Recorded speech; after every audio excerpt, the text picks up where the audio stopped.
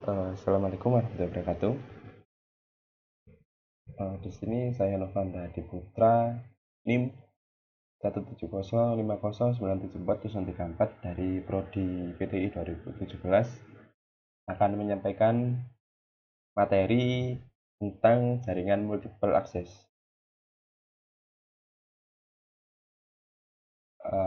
Untuk pembukaan teknik multiple access ada 4. Yang pertama, VDMA, Frequency Division Multiple Access. Yang kedua, TDMA, Time Division Multiple Access. TDMA, Code Division Multiple Access. Dan yang terakhir, OFDMA, Orthogonal Frequency Division Multiple Access. Untuk video kali ini saya akan menjelaskan tentang dua teknik multiple access. Yang pertama dari VDMA, lalu yang kedua TDMA. Yang pertama VDMA.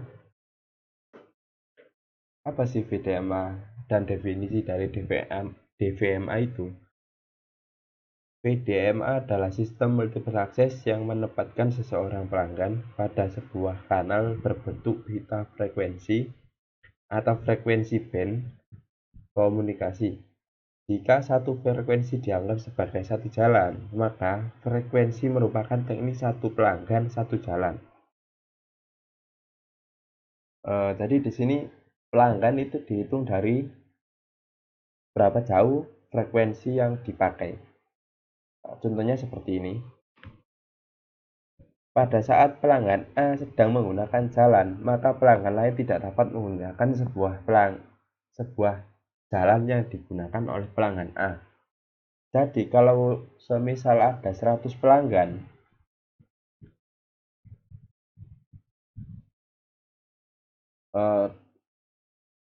jadi semisal di sini ada 100 pelanggan, maka penggunaan frekuensi itu diperlukan 100 frekuensi untuk menampung 100 pelanggan tersebut.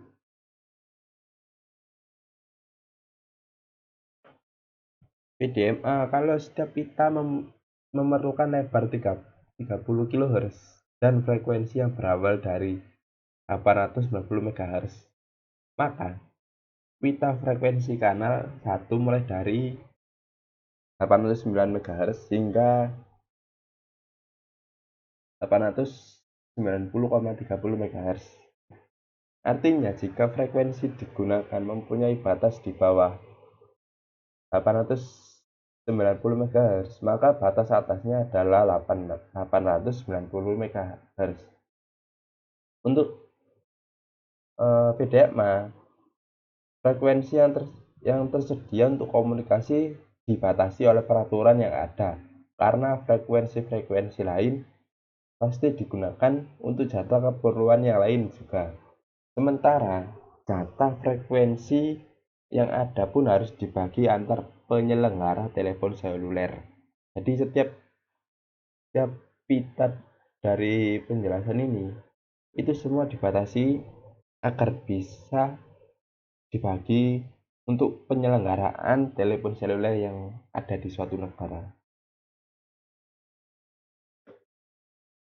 Di sini untuk keuntungan dari sistem VDMA, yang pertama, sistem keseluruhan sederhana, yaitu pengoperasian mudah, peralatan murah dan terbukti handal. Dimension stasiun bumi kecil.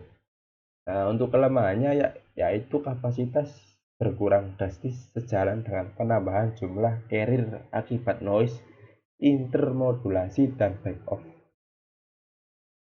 Artinya mungkin semakin banyak frekuensi, maka akan semakin banyak noise, intermodulasi, dan back off-nya.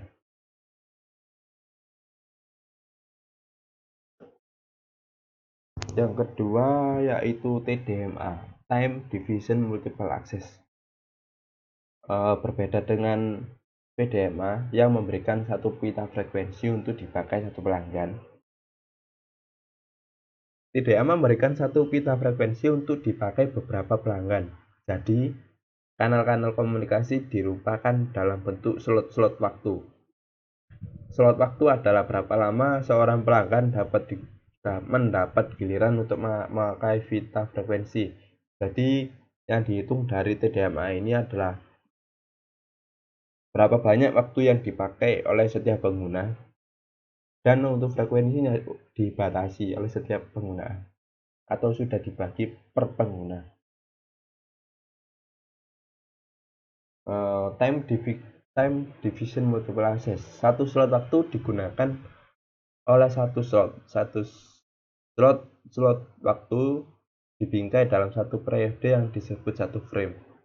Jadi semisal ada 10 pelanggan yang masing-masing adalah A, B, C, D, E, F, G, H, I, dan C, maka dalam satu frame terdapat 10 slot waktu yang mendapatkan giliran tiap pelanggan untuk menggunakan pita frekuensi yang sama. Proses komunikasi multiple access dilakukan dengan menjalankan frame ini berulang-ulang, sehingga akan muncul urutan giliran pemakaian saluran dari A sampai Z. Dalam penggunaannya tentu harus ada pembatasan jumlah pelanggan yang menggunakan satu pita frekuensi ini. Semisal jika tidak dibatasi, maka frame akan terlalu panjang dan akibatnya timbul komunikasi yang terputus yang mengganggu pembicaraan.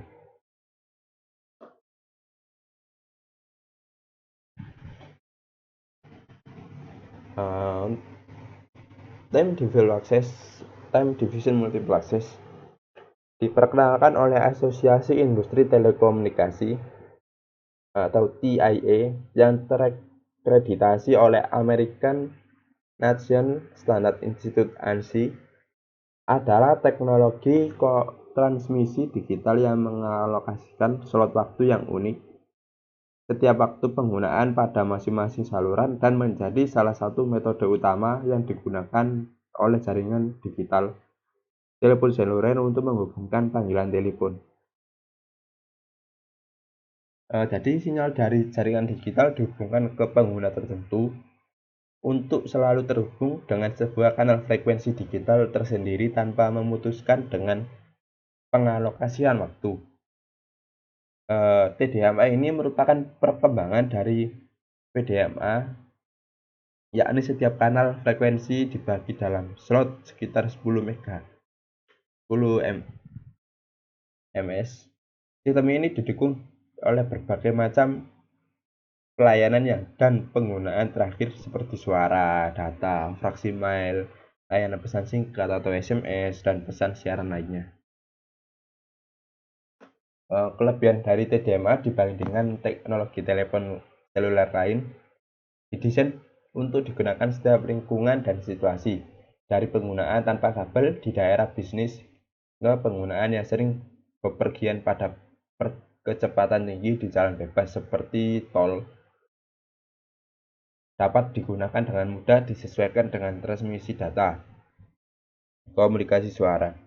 TDMA menawarkan kemampuan untuk membawa kecepatan data dari 60 kB per second sampai 120 MB per second, diperluas dalam kelipatan 64 kB per second, yang memungkinkan operator untuk menawarkan komunikasi pribadi seperti fax email dan lain-lain. Di sini untuk kelemahan dari TDMA sendiri, penggunaan dari celah waktu yang sudah ditetapkan membuat sulit untuk mengendalikan panggilan ke kolom berikutnya. Menambah kemungkinan dari sebuah panggilan akan terputus ketika panggilan tersebut bergerak di antara kolom-kolom. Jadi dalam penggunaannya, pengguna dibatasi dalam penggunaan waktu, sehingga per frekuensi itu ada bagian-bagiannya sendiri. Mungkin segitu dari saya. Jika ada salah kata, salah ucap, saya mohon maaf atas diri saya pribadi. Untuk materi yang kedepannya akan dibuat video lain. Terima kasih. Wassalamualaikum warahmatullahi wabarakatuh.